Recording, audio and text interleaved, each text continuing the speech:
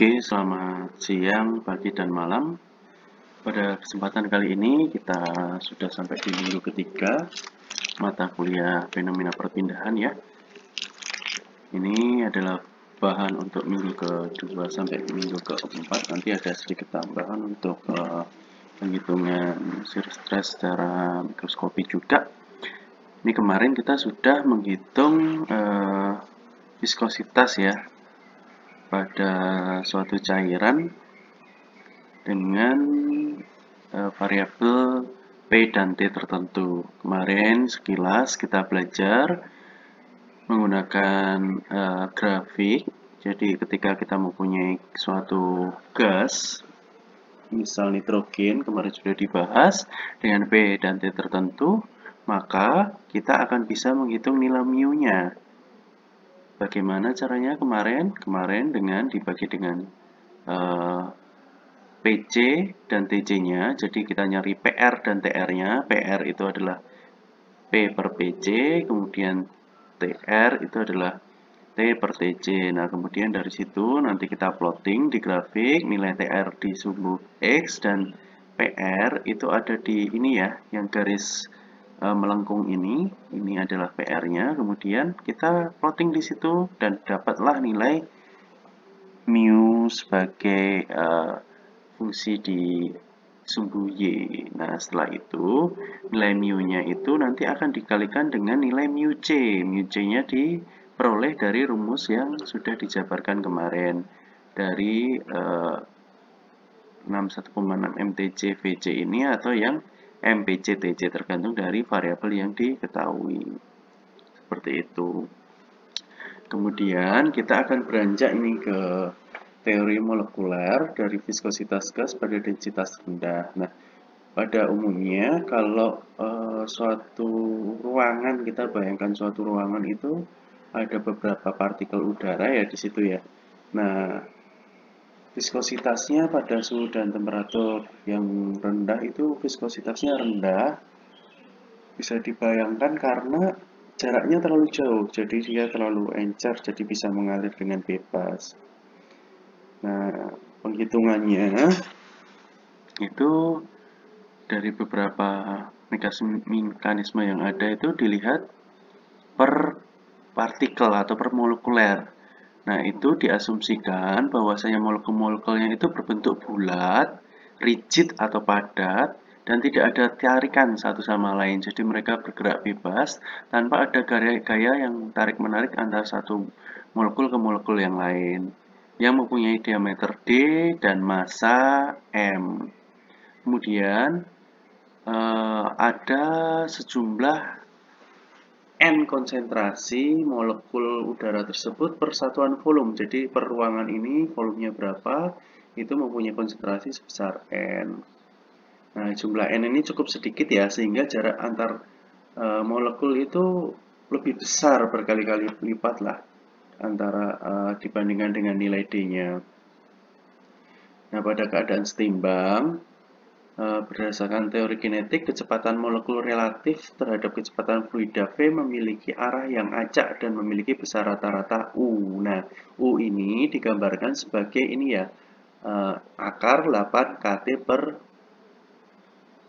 Pi per M, seperti ini. Dengan ada juga nilai di sini dijelaskan nilai Z itu juga seperempat N kali U. Nah, kemudian ini ada lambda itu 1 per akar 2 pi D kuadrat kali N. Nah, pada prinsipnya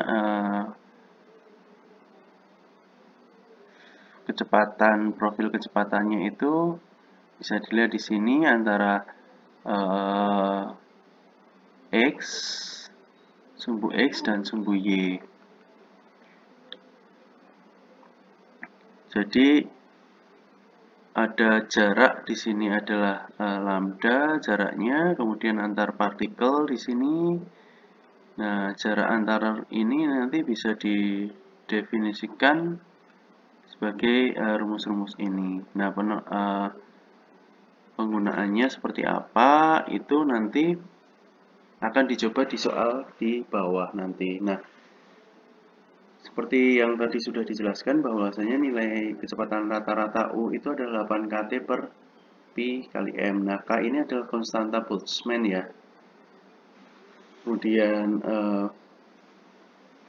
frekuensi atau jumlah tumbukan molekul pada sebuah sisi permukaan diam adalah Z. Jadi Z itu tadi adalah frekuensi. Kemudian jarak tempuh rata-rata sebuah molekul antara tumbukan yang beruntun adalah rata-rata jarak bebas dari lambda. Jadi jarak tempuh rata-ratanya itu sebelum tumbukan saat tumbukan ini ya, lambda ini jaraknya. Kemudian, molekul yang mencapai sebuah bidang secara rata-rata memiliki jarak terakhir tumbukan A dari bidang. Jadi kalau dibayangkan ini tadi, ini misal bidangnya, maka dia nanti ada jarak rata-ratanya itu adalah A sebelum tumbukan. Kemudian, untuk menentukan viskositas gas sebagai sifat molekul, kita perhatikan perilaku gas ketika mengalir secara paralel terhadap sumbu X dengan gradien kecepatan dVx per dy. Jadi ini merupakan gradien kecepatannya, ini velocity profile-nya, ya, profil kecepatannya, dan kecepatannya mengarah ke sumbu X, tapi di sini kan karena ada tumbukan-tumbukan sehingga ini terjadi profil kecepatan juga tegak lurus terhadap sumbu X, yaitu sumbu Y. Nah, kita asumsikan bersamaan di atas tetap valid pada situasi tak setimbang. Jadi ketika unsteady state, maka persamaan tersebut bisa digunakan Masian, sehingga seluruh kecepatan molekul dihitung relatif terhadap kecepatan rata-rata V pada daerah tabrakan terakhir molekul tersebut. Jadi bisa dibayangkan nilainya adalah sebagai U. Nah, kemudian flux momentum sumbu X pada bidang konstan Y adalah penjumlahan momentum X molekul yang melewati arah positif Y dan dikurangi momentum X yang melewati arah yang berlawanan. Jadi arah negatif Y-nya. Kita asumsikan bahwa seluruh molekul memiliki kecepatan yang mewakili daerah terakhir tabrakan dan profil kecepatan Vxy yang dasarnya merupa linear untuk jarak beberapa jalur bebas rata. Jadi intinya pergerakan dari molekul-molekul tadi dibayangkan secara linear. Ini shear stress yang terjadi itu adalah Z. Tadi Z itu adalah frekuensi tumbukan. Kemudian M kali V, Vx dy min A, dan Vx dy plus A. Karena tadi ini inputnya, di sini outputnya. Seperti itu. Sehingga jadilah dia min sepertiga N M U lambda dVx per dy. Nah, nilai U ini diturunkan lagi menjadi nilainya 2 per 3 Pi pangkat 3 per 2 dikali akar M KT per D kuadrat. Nah, K tadi adalah ketetapan Boltzmann ya, konstanta Boltzmann. Nah, kemudian tau X berhubungan dengan hukum Newton tentang viskositas. Viskositas dinyatakan sebagai mu, viskositas gas sesuai asumsi yang ada di depan tadi. Kemudian nilai pengujian U dibutuhkan untuk menentukan diameter, kemudian tumbukannya, frekuensinya juga. Kemudian pengembangan teori kinetik gas satu atom pada densitas rendah oleh Chapman di Inggris dan Askov di Swedia secara terpisah. Jadi pertama kali penelitian itu dilakukan oleh Pak Chapman dan Pak Askov di Inggris dan Swedia, tetapi menghasilkan suatu teori yang hampir sama, sehingga penelitian yang mereka lakukan bisa dibilang valid ya, karena secara terpisah mereka lakukan dan memperoleh hasil yang hampir sama, sehingga muncullah teori Chapman-Askov menunjukkan koefisien perpindahan sebagai interaksi energi potensial antara sepasang molekul dalam gas. Nah, potensial ini dilambangkan dengan perbedaan jarak ya, atau posisi. Kalau misal kita energi potensial itu kan biasanya mkh, jarak dari ketinggian sampai ke atas tanah. Nah, ini juga sama, potensial di sini dilambangkan dengan jarak antar molekul tersebut. Nah, energi potensial C ini berhubungan dengan daya interaksi F berdasarkan hubungan nilainya F sama dengan min dc per dr. Nah, ini sebagai contoh nilai CR ini ada nilainya adalah 4E epsilon per R pangkat 12 min epsilon per R pangkat 6. Nah, di sini nilai R adalah jarak antar molekul yang bertumbuhan, kemudian ini epsilon itu diameter karakteristik dari molekul, biasa disebut diameter tumbukan, kemudian nilai E-nya ini adalah energi karakteristik atau merupakan energi tarikan tumbukan. Nah, nilai-nilai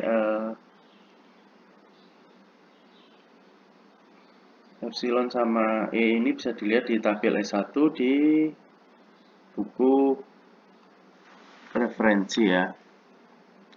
Nah, di sini bisa dikira-kira itu biasanya nilai-nilai E per K suatu molekul itu di sini bisa dicari dari nilai TC-nya, TB, TM ini bisa di estimated atau diperkirakan lah. Ini dari hasil penelitian.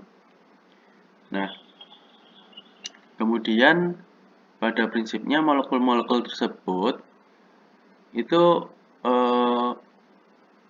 juga mengalami tarik-menarik dan tolak-menolak ketika sudah berdekatan dan menjauh. Seperti itu. Kalau terlalu jauh mereka akan tarik-menarik, kalau terlalu dekat mereka akan tolak-menolak. Nah, energi-energi ini itu juga terjadi karena ya satu sama lain saling berinteraksi. Nah, ada yang dinamakan molekul-molekul tersebut setimbang dengan nilai jaraknya itu adalah Rm. Jadi, jika nilai epsilon dan E ini tidak diketahui, kita dapat prediksi dari sifat fluida pada titik didih cairan atau B, ini boiling ya, atau padatan pada titik cair atau melt. M ini adalah melt biasanya. Menunjukkan hubungan E, kemudian AT dan P. Nah, ini bisa dilihat yang dari tadi ya. Ini tadi bisa dilihat di sini estimated value-nya. Ini maksudnya di sini B ini adalah boiling. Kemudian M itu adalah melt ya. TC kemarin critical ya. Ya, oke. Kemudian di sini juga bisa dilihat bahwasanya koefisien viskositas pada temperatur tertentu gas murni satu atom dengan berat molekul M dituliskan dengan parameter epsilon dan E sebagai berikut. Jadi mu itu dituliskan sebagai 2,6693 kali 10 min 5 akar M kali T per epsilon kuadrat dikali rho U. Nah, ini kalau dilihat ya nilai ini itu hasil dari penelitian. Jadi kita sudah bisa menggunakan nilai ini dari yang sudah dijabarkan oleh para pendahulu kita. Nah, formula di atas itu juga cocok untuk gas dengan atom banyak. Nah, viskositas gas densitas rendah itu akan meningkat dengan meningkatnya temperatur seperti yang ada di tabel yang minggu lalu. Kalau suhu ditingkatkan, temperatur ditingkatkan, maka jarak antar partikel itu akan lebih sedikit, geraknya akan lebih cepat, jadi terasa lebih kental di situ, viskositasnya akan meningkat. Nah, teori Chapman-Enskog ini juga telah dikembangkan untuk campuran gas banyak lah ya. Ini dikembangkan oleh Curtis dan Hilsfelder. Nah, yang tadi ini lebih banyak ke monoatom, yang ini gas banyak ini dihitung berdasarkan mu mix dari alpha A, mu A per X, sigma XB sama fraksi AB-nya. Ini rumus ini nilai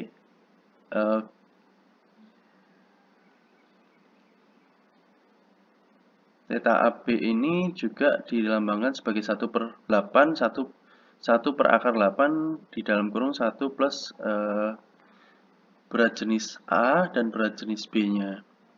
Sini bisa dilambangkan seperti ini, jadi nanti bisa dihitung untuk dipakai untuk menghitung nilai viskositas campurannya. Nah, sebagai contoh dalam perhitungan, jadi rumus yang tadi sudah ada, itu dilihat di sini cara menghitungnya. Hitung viskositas gas CO2 pada suhu 200, 300, dan 800 derajat Kelvin pada 1 atm ya. Jadi bisa dilihat di sini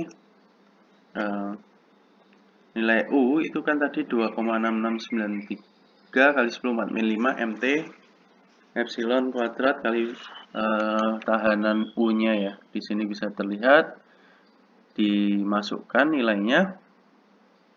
Nilai M-nya 44 kali 0,10 kali T dibagi ini nilainya.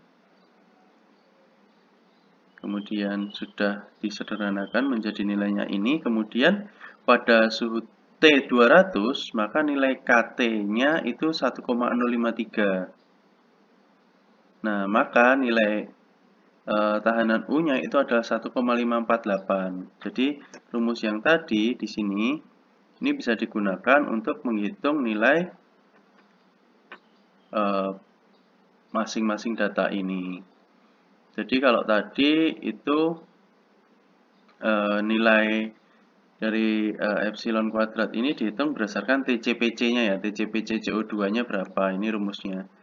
Ini TCPC-nya bisa atau dari nilai VC juga bisa, tergantung dari data yang diinginkan. Nah, ini kalau E per K ini sama dengan 0,77 kali TC. Oke. Kemudian dari sini kan 200 dikalikan dengan seper ET tadi, seper EK tadi berarti ya. Di sini ada tadi kan E per K-nya 0,77 kali TC. Nah, TC-nya CO2 itu berapa dikalikan. Kemudian baru di sini diseperkan. Jadi T dibagi nilai yang tadi itu ketemu ini nilainya. Nah, kemudian akar T cuman biasa, maka nilai predicted viskositas pada suhu 200 itu adalah 1,013 kali 10 watt min 4 dengan rumus ini tadi. Dan diukur menggunakan alat ukur itu adalah 1 kali 0,15 kali 10 min 5. Oke ya, ini sangat akurat sekali untuk rumus ini digunakan dengan cara seperti ini. Oke. Kemudian kalau kita bagaimana caranya kalau kita menghitung campuran gas? Nah, campuran gas ini misal ada CO2, O2, dan N2. Mol fraksinya ini, berat molekulnya ini, viskositasnya masing-masing ini. Nah, kemudian kita hitung nih nilainya. Nilai yang tadi, nilai tahanan A per B-nya seper 8, seperakar 8, 1 plus M alpha per 1 per M beta, kemudian min setengah 1 plus mu alpha mu beta pangkat setengah M beta M alpha pangkat seperempat kali 2. Nah, ini dengan nilai mu mixnya ini ya. Nantinya ini dihitung berdasarkan data yang ini tadi. Nah, ini pertama adalah nilai A. Alpanya misal ini spesiesnya alpha adalah CO2, kemudian betanya apa? CO2 juga.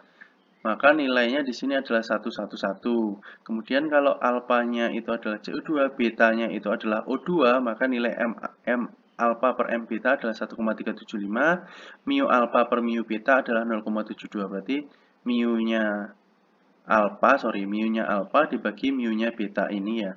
Itu 0,72. Kemudian nilai tahanan A per B-nya itu 0,730.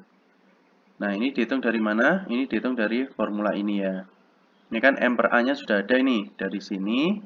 Kemudian nilai mu A ini dari sini, ya kan? Maka nilai tahanan B A per B-nya ini bisa dihitung. Kemudian sama, yang ketiga juga sama. Jadi 1, 3 gitu ya, 1, 3. Jadi 1 dan 3 itu di sini M-nya adalah M CO2, M per M N2. Seperti itu nanti ketemu seperti ini. Kemudian nilai gabungannya itu adalah di sini. Jadi XA kali ini. Jadi ini ada mol fraksinya. Mol fraksi 0,13 kali 1 0,039 kali 0,73 ditambah 0,828 kali 0,727, nanti hasilnya adalah 0,763. Begitu juga selanjutnya untuk nomor 2, variasi dengan 1, variasi dengan 2, variasi dengan 3.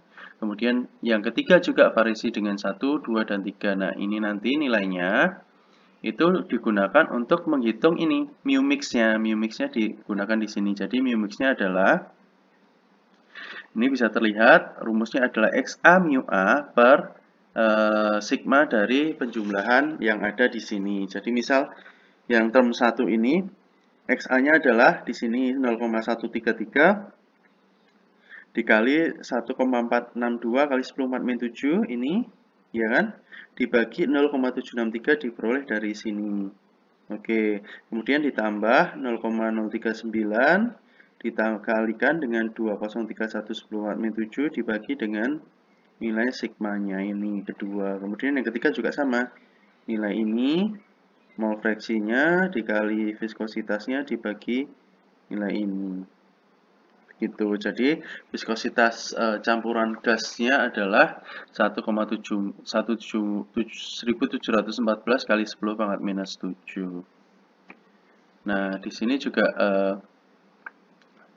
bisa digunakan teori yang sudah dikembangkan juga, teori molekular dari viskositas cairan. Nah, viskositas cairan ini mempunyai prinsip yang hampir sama seperti molekul gas tadi, tetapi di sini jarak antar molekulnya lebih rapat ya, nggak seperti gas tadi kan agak besar. Kalau ini lebih rapat dengan nilai lambda di sini, lambda antar jaraknya untuk 1, 2, dan 3. Ini bisa dilihat layar 1, 2, dan 3. Ibaratnya karena di tengah-tengah ini dia teratur molekulnya kalau cairannya. 1, 2, 3 gitu. Karena dia kalau laminer dia ya sudah gitu aja bentuknya. Nggak ada yang tidak beraturan. Ibaratnya dia lebih teratur lah bentuknya. Jarak-jaraknya ini. Nah, kemudian di sini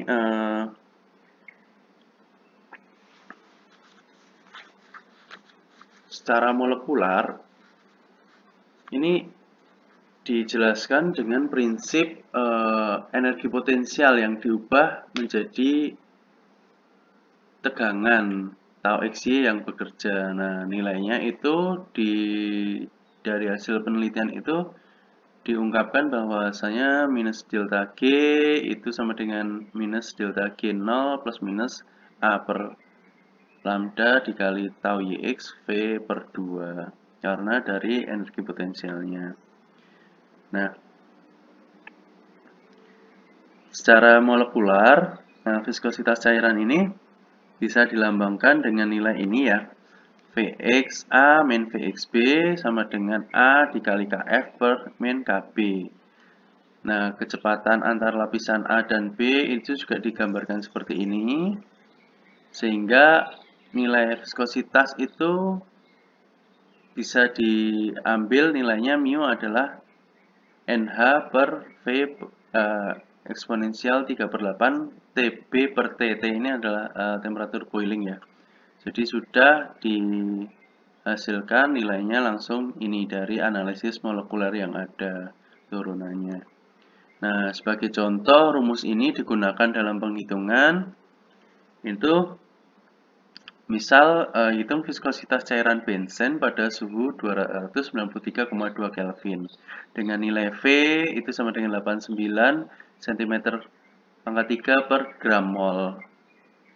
Jadi nilai V ini adalah volumetric mass ya. Jadi volume yang dibagi dengan jumlah molnya. Kemudian titik boiling temperatur boilingnya TB-nya itu adalah 80,1 ini untuk benzen. Jadi bisa dilihat di literatur nanti boiling point untuk masing-masing cairan itu berapa. Nah, di situ bisa dilihat nilai mu sama dengan 6,023 kali 10⁻23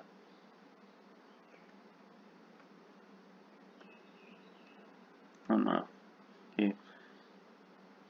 Dikali 6,624 kali 10⁻27 per 29. Ini bisa dilihat N kali H per V ya. Nilai N-nya adalah 6,023 kali 10 pangkat 23, ini bilangan Avogadro, kali nilai H-nya itu adalah 6,624 kali 10 min 27, ini tetapan Henry. Kemudian dibagi 89. 89 itu apa di sini? Ini adalah V ya. V-nya itu adalah volumetric mass-nya tadi. Kali eksponensial 3,8 kali 273,2 plus 80,1. Ini dari Celsius dijadikan Kelvin. Nah, ini jadi TB ya. Ini depannya ada 3,8 dibagi T-nya adalah 293,2. Sehingga nilai mu-nya dapat dihitung, nilainya adalah ini. Nah, ini tergantung nanti sifat penghitungan kalian itu mau berdasarkan apa? Mau berdasarkan viskositas secara makroskopi, bisa ditinjau seperti itu, atau bisa menggunakan peninjauan nilai viskositas secara molekular. Nah, kalau menggunakan molekular, menggunakan rumus-rumus ini tadi ya, kalau gas tadi ada yang bentuknya diatomik, monoatomik, ataupun gas banyak, campuran gas juga bisa dihitung melalui nilai-nilai tersebut, ataupun bisa secara molekular kalau cairan menggunakan rumus ini. Ya, ini nanti aplikasinya banyak digunakan ketika kita akan sedikit banyak berurusan dengan data-data perancangan. Sebagai contoh, untuk destilasi, viskositasnya itu akan berbeda-beda setiap plate-nya karena suhunya juga berbeda. Yang itu yang harus jadi perhatian, karena nantinya itu akan mempengaruhi ukuran kolom, ukuran lubang, kemudian ketinggian dari hair-nya, ataupun tinggi dari kolomnya sendiri. Jadi viskositas pendekatan cara penghitungannya ini, cara makroskopi dan molekular itu juga bisa digunakan. Nah, beda halnya ketika kita menggunakan viskositas dari suspensi atau emulsi, atau ibaratnya suatu sistem yang dia agak padat ya, hampir kayak lumpur gitulah sebagai gambaran. Kalau suspensi atau emulsi itu agak susah cara menghitungnya. Nah, ini ada suatu pendekatan yang diungkapkan oleh Einstein dengan menganggap bahwa suspensi dari partikel-partikel itu berbentuk bola. Nah, jadi Einstein ini nggak hanya untuk masalah E sama dengan MC kuadrat ya, tapi juga beliau fisikawan yang juga mengurusi masalah menghitung viskositas juga. Nah, ini bisa dilihat viskositas efektifnya itu diambil dari 1 plus 5/2 kali fraksi mol volumenya dari partikel bola dikali viskositas media pensuspensinya.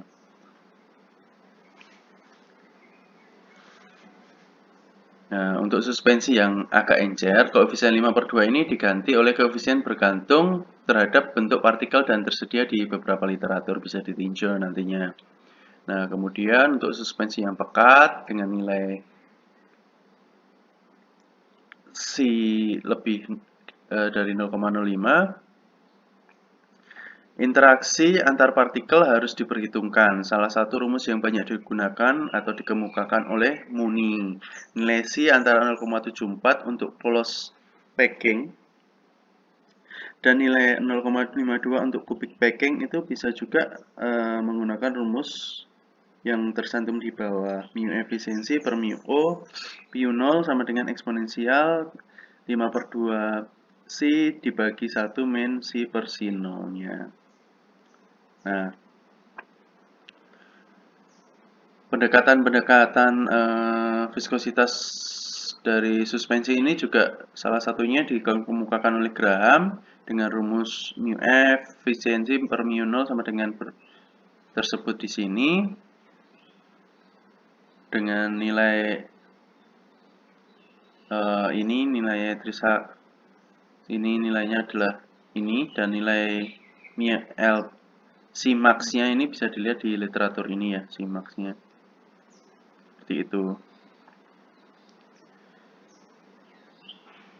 Nah, oke, ini cuman beberapa hasil penelitian yang dikemukakan oleh beberapa peneliti. Nah, ini ada juga contohnya Krieger Doggery itu menggunakan rumus ini, mu F per mu 0 sama dengan 1 min C per C max-nya, dengan nilai A per C max-nya adalah ini. Nah, ini harus dilihat ya nantinya bahwasanya kalian kalau menggunakan suatu sistem itu cocoknya pakai model yang mana. Kalian harus lihat juga gambarannya agar nanti dalam proses perancangan itu tidak ada kesalahan yang dilakukan. Nah, ada juga Taylor juga membuat suspensi dari emulsi ini menggunakan rumus ini. Kemudian Smoluchowski juga menggunakan rumus yang berbeda dengan nilai D, KE, dan si potensial elektrokinetik dari partikel sendiri. Nah, ini hasil penelitian-penelitian ini juga yang biasanya dipublish dan diterapkan di beberapa sistem yang memang cocok dengan sistem mereka. Nah, mungkin cukup sekian untuk kuliah hari ini. Karena minggu depan kita akan mencoba untuk analisis mikroskopi ya. Ini agak ribet untuk analisis mikroskopi. Ada baiknya kalian membaca terlebih dahulu masalah analisis mikroskopi yang ada di bab 2 di buku Bird. Itu bisa dilihat nanti. Sedikit flashback saja akan saya coba ya. Nah, ini sedikit analisis saja untuk yang mikroskopi. Besok itu semacam seperti ini ya, jadi lebih banyak angka-angka bilangan-bilangan seperti ini, bukan angka sih, bilangan-bilangan yang membuat suatu perhitungan ini menjadi lebih kompleks. Bisa dibaca-baca terlebih dahulu sebelum mengikuti kuliah, biar nanti bisa ada pemahaman. Ini ada di buku Bird di bab 2, bisa dilihat-lihat dulu. Nanti akan dijelaskan kemudian. Mungkin sekian ya kuliahnya. Semoga bisa masuk analisis dari viskositas secara makroskopi dan molekular. Sudah, besok minggu depan kita akan belajar secara mikroskopi.